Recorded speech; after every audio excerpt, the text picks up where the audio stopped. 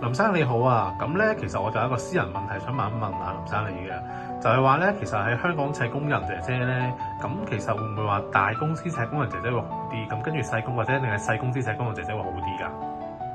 其實咧就大公司細公司咧都係喺當地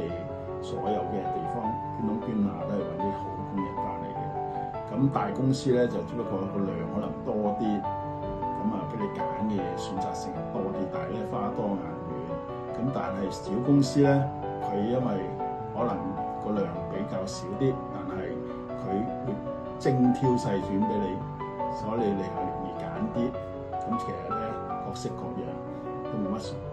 見仁見智啦，即係分別係唔會大嘅，冇品牌嘅效應嘅。因為每一個工人佢個特性，佢自己嘅質素啊、經驗啊、操行啊、德行啊，都個個唔同，所以咧你要自己考自己眼光，咁啊信下代理提供嘅資料啊，咁你覺得邊個好嘅咪睇邊個咯。明白，唔該晒你啊，林生。